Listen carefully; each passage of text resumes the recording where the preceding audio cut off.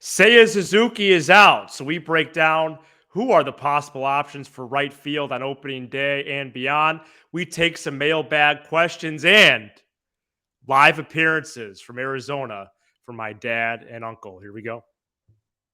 Are Locked On Cubs, your daily Chicago Cubs podcast, part of the Locked On Podcast Network, your team every day.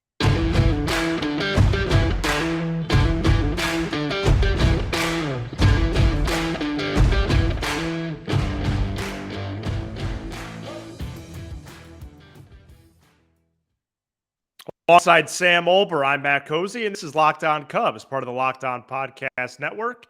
Your team every day. Please support the show and be a part of the Locked On Cubs community by following and subscribing on all audio platforms. And you can watch, subscribe, and leave a comment on YouTube. Thanks so much for making us your first listen. Sam and I are lifelong fans, taking our passion into a discussion with you on all things Cubs. Today's Friday episode is brought to you by FanDuel Sportsbook, the official sportsbook of Locked On. Make every moment more with FanDuel.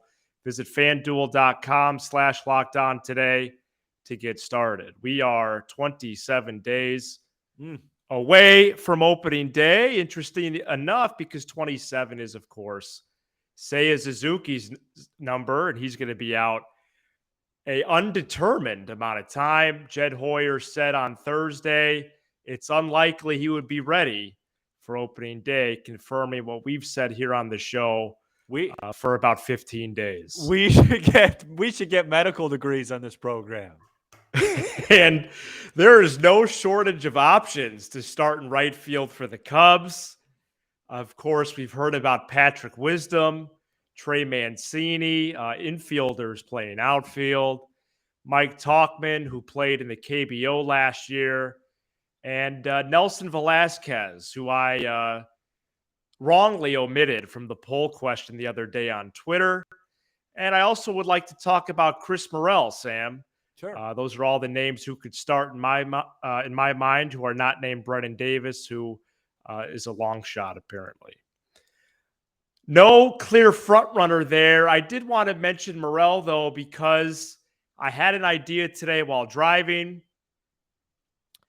If you play Morel in right, and given the new shift rules in which you can't shift anymore, could Morel slide up against a lefty and play short right field?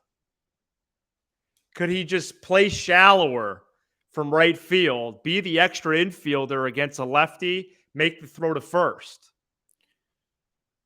Well, and then you shift the outfielders a little bit, because a lefty slice, even in the big leagues, is more of like center to left central. I don't know. It's just a thought. No, it's a thought. The logistics of that, of having like a routine fly ball to like the right field corner would be exactly tricky. Yeah, that would drop. I don't know if it's worth it or to have him there to do that. Whereas if, this Tauchman continues to hit, or Mervis Mancini, I don't know. I don't really have anything more on the right field thing than I've already said. It's like, it's going to be determined through spring. I'm almost 100% sure, no matter what Davis does, like people keep saying in the comments, Davis deserves it. It's not going to be Davis, guys. Like just try. We're pretty good on this show. It's just not. They want to get him seasoning in AAA. He's been hurt. It's not going to be Davis. That'd be awesome. It's not going to be. Right. If it is, I'll be thrilled, just like you. It's not going to be. I vote for Mervis at first and Mancini over to right field, and I don't think it's going to be that either. I think they're really stuck on having Mervis have a month in the minor leagues for some ungodly reason. So going back to what you said, Morel, Velasquez, Tauchman, who's it going to be? If Tauchman continues to hit, it'll be him, and it'll be funny because Ross will say, well, we're just going to ride the hot hand, and then it'll be like, well, what about the other hot hands that you're sending down to the minor leagues? But that's a different conversation for a different day. I would like to show you a couple lineups. Yeah, go ahead. They're probably not going to look good. Okay, so For Patrick Tauchman's Wisdom is 1 for 11 in his career with 9 Ks against Corbin Burns. Yeah, and I could be wrong on this. I don't know if you fact check this. I just feel like I remember it. I think the one hit's a homer. It is. It's a Yeah, home run. I remember it was last season, and I believe the Cubs one was a Sunday afternoon ball game. He took Burns deep. Stroman out-dueled Burns. Somebody fact check me on that. Leave a comment. Let them know I'm right. So Sunday game, Wisdom homered off of Burns. Cubs won that game. I almost want to say it was a 2-0 final. Can we pull that up? Yeah, the Cubs won that ball game. Yeah, and I believe Stroman pitch a shutout, now pitch Burns. Somebody fact check. Let me know if I'm correct. Sorry, It wasn't a 120 start. No. It was a road game.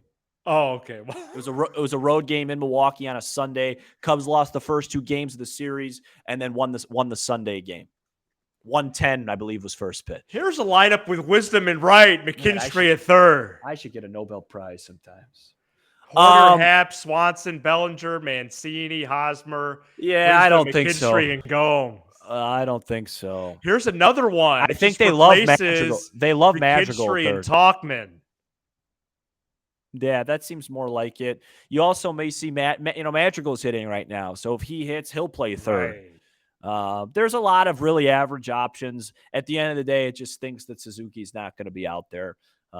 Do I think in the grand scheme of things it's going to cost him a lot of games? No, because it's baseball. The Cubs could throw me out there in right field and stumble into a win in the first game of the year if I don't get much action and I come up with nobody on every time. You know what I mean? It's baseball. I wouldn't advise it. But although I'm not bad defensively, it's at the plate where I'm a liability. Where I'm a liability of the highest order. But yeah, if you're asking me, hey Sam, what's it going to be? My guess would be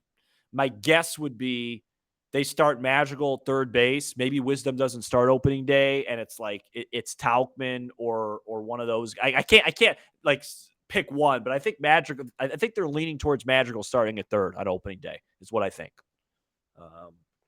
I think they like that's that. Unreal. But opening day in a vacuum, but meaning it's just one game. Yeah, exactly. Because why start Wisdom versus Burns when you just read those numbers? Where Madrigal's a guy that's going to move the ball against Burns because he moves the ball against everybody. So I'm fine, and I'm fine with that. And all right, I'll have to draft up a lineup with Madrigal and Tauchman now. Yeah, and I'm not going to sit here and pretend I'm an expert. I'm not going to sit here and pretend I'm an expert on everything. I have no idea how good Tauchman is defensively. Zero clue. No, I'm not going to pretend that. So if we find out that he's the best one defensively, then at least makes a little sense because, like I said the other day, you don't want to build this team defense and just have a liability at right field, Wrigley Field. My guess is Morel's not ready yet. He's got to start putting the ball in play more. Right. But we'll see. It's a fun thing. Today was fun to see.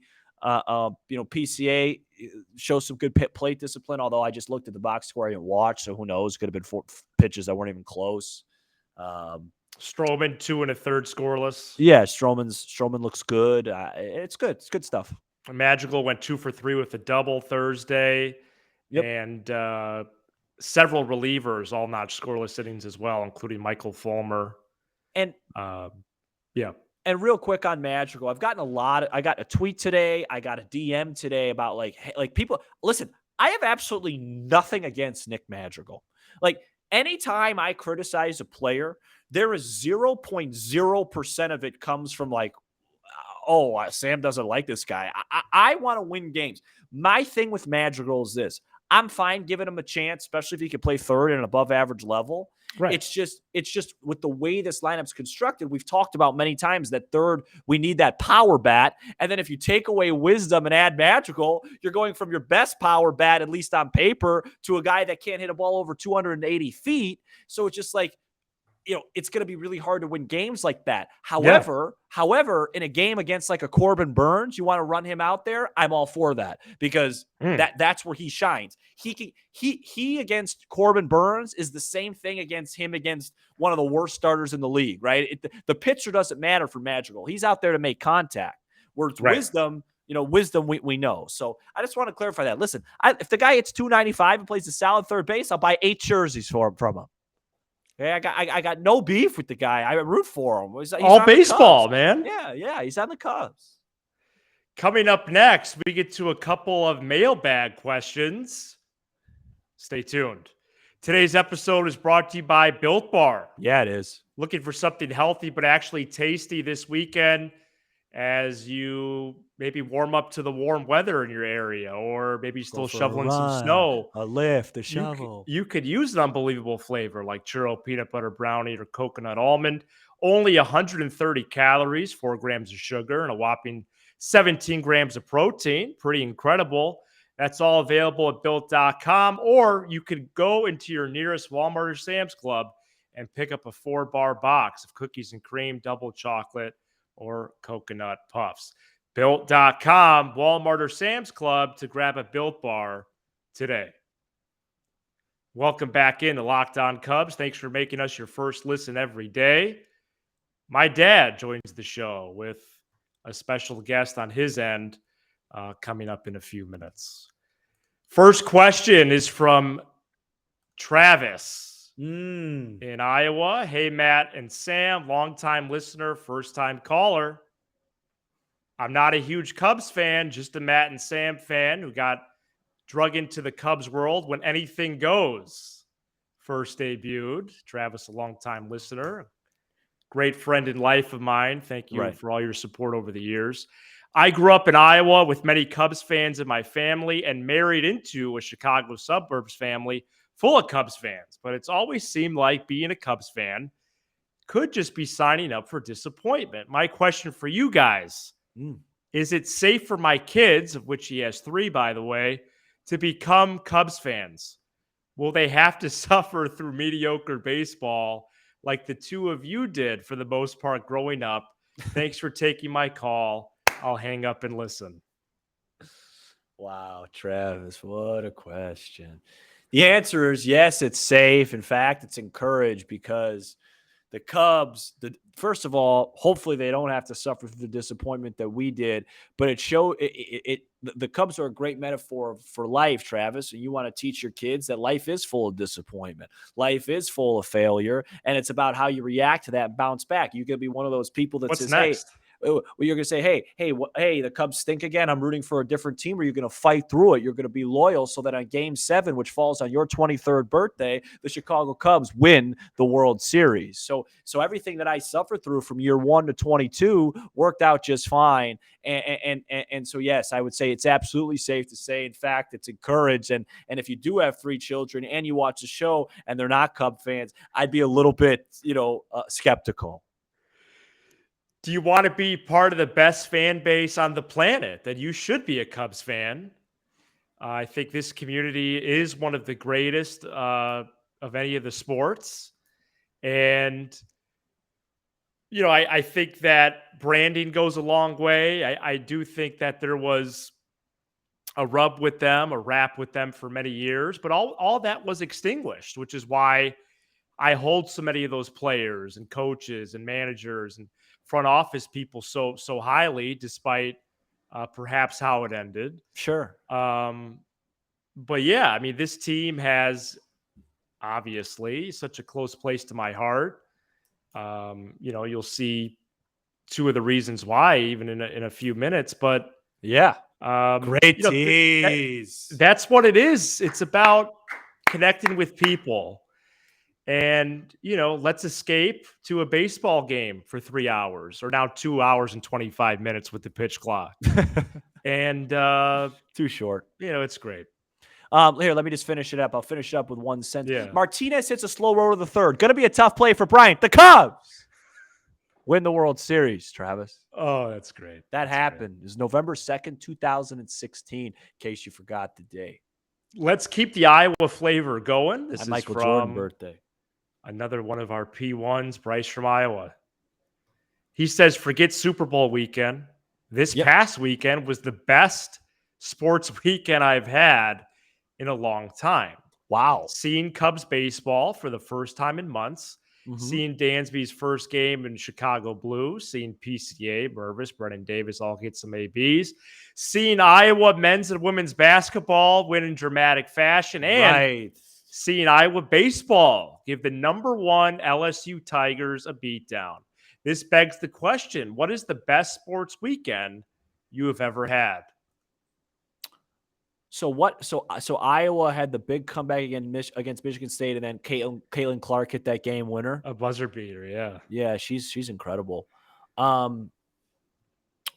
It's a And great then the question. baseball team beat the number 1 team in the country by like 8 runs. Yeah, right. I mean, if I'm following college baseball, I'm probably in the hospital. Oh, But stop. no, something's probably not right with me. Oh, But stop. no, you know what I mean. But I hear it. I feel it. I respect it. I haven't watched a college baseball is good. It's solid, but yeah, I don't know if it's Right. exactly on your list. No, it's not on my list, and that doesn't mean that it can't be on your list. I did watch Vanderbilt at Tennessee last year in person. Oh yeah, that was fun. Anyway, Tennessee has a kid right now. He's throwing like 103. Yeah, he was on the team last season. Right. I think so, unless I'm wrong on that. Anyway, yeah, he was.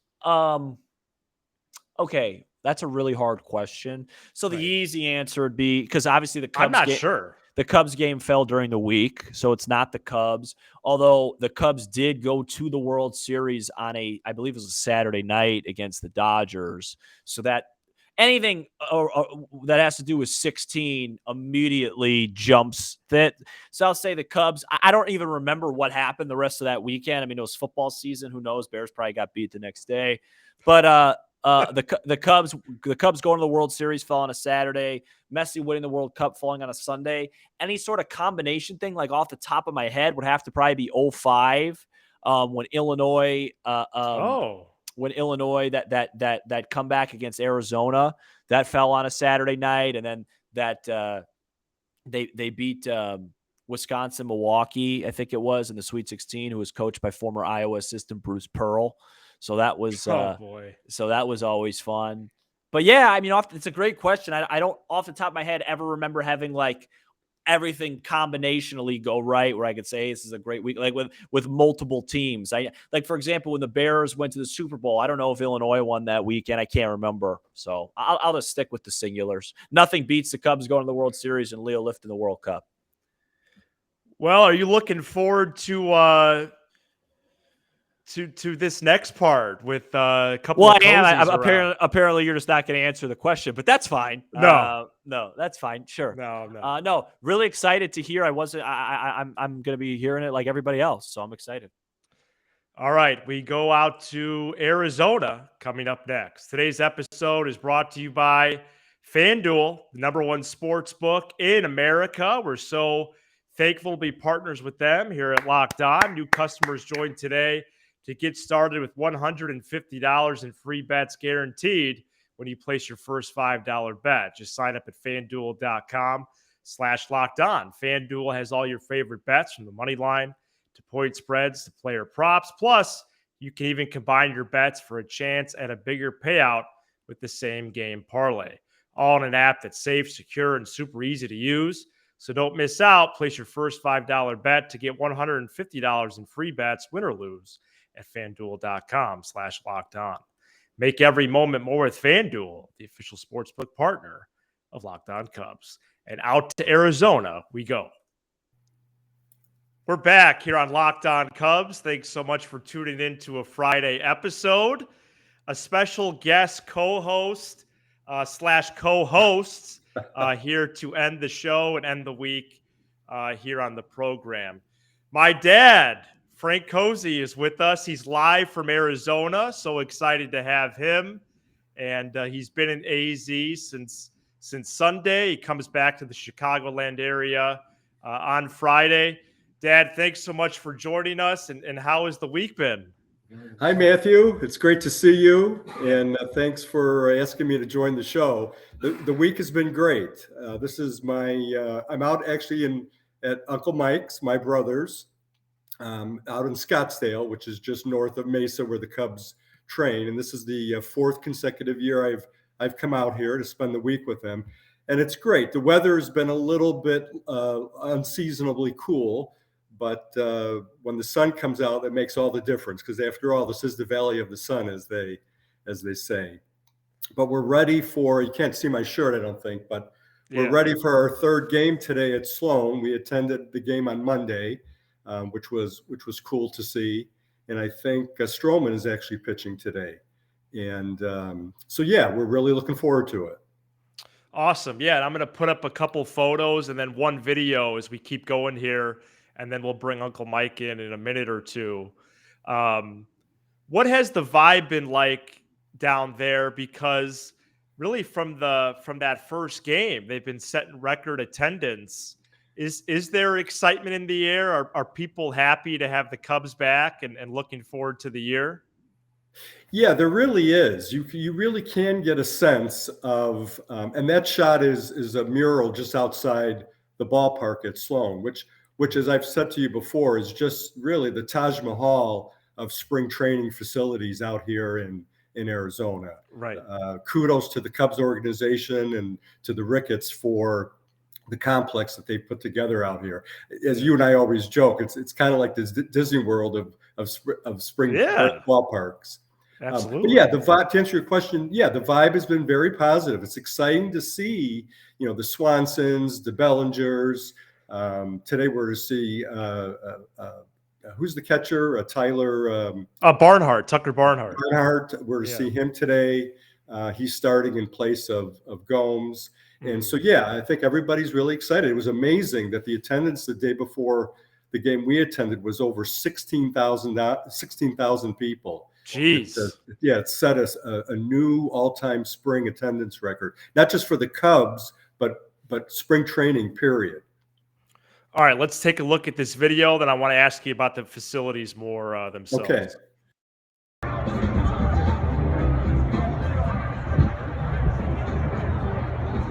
Ladies and gentlemen, at this time, we ask you to please stand if you're able and join Josh Tondak in the singing of our national anthem.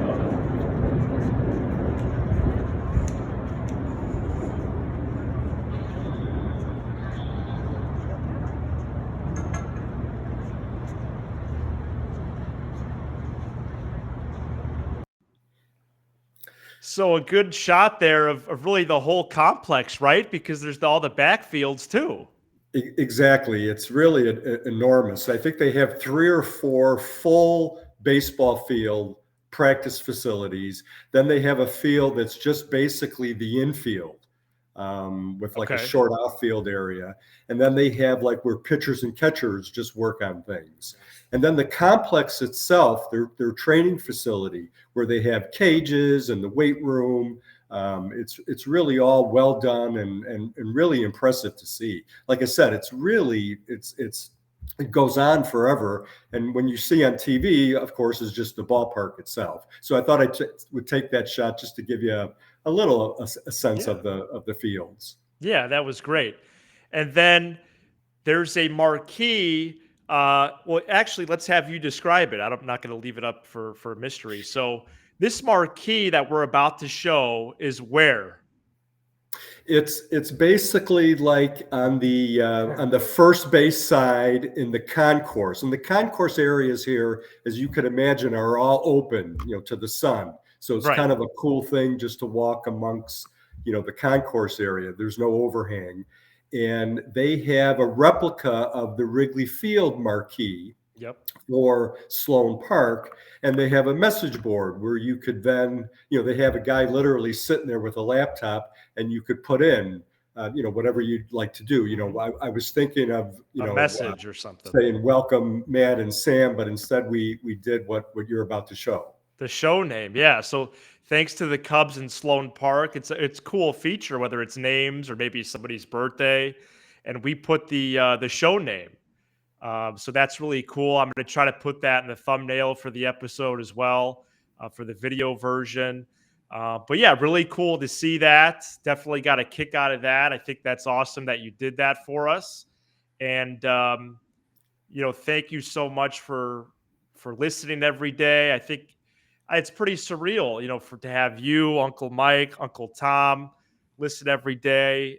Uncle Bob's in the loop on it as well. But really to have this family connection of the Cubs, has been really special and has led to, all of my fandom as well. And to talk more about the fandom and the family connection, I do want to bring in Uncle Mike at this point, who I think is just steps away. He's being a good guest, and he was just off screen. Okay, so what is that? Well, that's my, I'm proud to display my replica World Series trophy, circa 2016. Yes, that was the year they won. That's the year they won. And so this is on display in my bookshelf in Scottsdale. Right. And of course, in addition, I can't let it pass without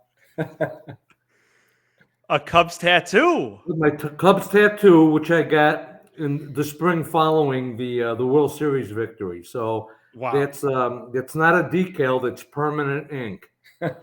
Yeah, right. We're true fans. And is Papa the Uncle Mike? Is Papa the origin point to Cubs fandom in this family, or does he even go before that? No, it would be him. We were always Northsiders. Okay. And I think that's why we gravitated toward the Cubs as opposed to the Southsiders. And and the rest is history. Well, he had and Papa, my dad, had an older sister. Of course, you remember Aunt Liz. Correct. And Aunt Liz was a huge. She was a diehard Cubs fan I mean, too. She took my brother Michael to Cub games when you were. Yeah, actually, I went with her first, even before my father. Right. Oh, she wow. was a big Cub fan. So. Okay. And to close out, any thoughts on the 2023 team? Well, yeah, I mean, excitement is in the air. I'm just anxious to see the games get going. We've talked about this. I think Cody Bellinger is going to be one of the keys to the team. Yeah. I like the other day that you mentioned, I think there were 7 players on the roster that have World Series credentials. Mm-hmm. And I think that's a big deal. So I think that's going to really set the tone early on here, I think. Right. And so, yeah, we're excited. Awesome. Uncle Mike, anything about today? So. And how many more games are you going to go to throughout the spring training, Uncle Mike? I'll probably go with Aunt Kathy at least 3-4 times. Wow, that's awesome. So we'll go to a number of games. I might even take in a game with the World Baseball Classic. Oh yeah, which is at Chase Field in downtown Phoenix. We're gonna go see the U.S. play England. Oh, very cool. Awesome. That'll be cool. I'm not sure who's on the England team, but we'll find out. Yeah, exactly. All right. Well, thank you so much for joining us, as everybody did here this week on the show. Be sure to subscribe to Locked On Cubs on YouTube. Smash the like button on all your favorite Locked On Cubs content, Apple, Spotify, Amazon Music, and more. And thanks again for making us your first listen every day. Now make your second, the Locked On Fantasy Baseball podcast. Win your league by listening to Matt and Dom every day as they bring you the best fantasy draft strategies. Locked On Fantasy Baseball, available on YouTube and wherever you get your podcast. For Sam Olber, for my dad, for my Uncle Mike, I'm Matt Cozy, and this is Locked On Cubs.